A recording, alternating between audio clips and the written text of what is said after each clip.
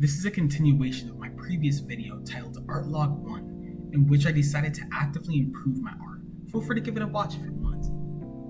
In that video, I was working on improving my perspective, but in this one, I'm going to be doing some gesture drawings.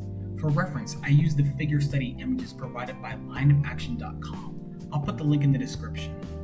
I was primarily focusing on nude models, so I definitely can't show my references. I made 22 gesture drawings, spending 5 minutes on each individual one. At first, I didn't fully understand why people needed to place a time limit on gesture drawings, but now I totally get it. The purpose of time limits in gesture drawings is to force yourself to get the general energy of a gesture down without wasting too much time on unnecessary details. My first set of gesture drawings were pretty rough. I would usually put down way too many repeating lines in the same places on the body, making the gesture look odd and just wasting my time. This is a bad habit that I've had for years because I'm usually not too confident in my lines. As you may be able to tell, I'm placing almost no focus on the hands whatsoever. I simply draw a block where the fingers are supposed to be, and sometimes I separate the thumbs, but not always. Despite this, I think I still place way too much emphasis on general anatomy and proportions.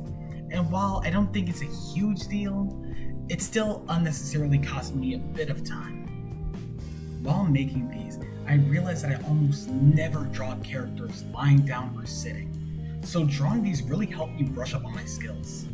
And after my first dozen drawings, I had started to slightly exaggerate some of the poses to provide more emphasis on the dynamic nature of them. I also noticed that gesture drawing is just super fun. They're kind of like the TikTok of art. They're super quick, and they provide a brief rush of dopamine whenever they're finished. Now, obviously, being artistically productive and sitting around just watching short-form content is very different, but I hope my analogy made at least some sense. Now, as fun as gesture drawings are, it means little if you can't apply them to full pieces, so that's exactly what I'm going to do.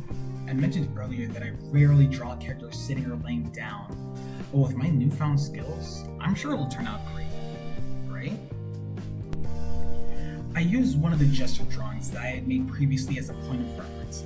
Now, while converting a 5-minute gesture drawing into an actual character with details is a little awkward, my practice had ultimately proved useful. I still feel like I have a long way to go before I'm at the level that I want to be at, but I can tell that my gesture drawings have improved both my skills and my mentality. I'll definitely be doing more gesture drawings in the future, maybe even every day, and I encourage you to do the same.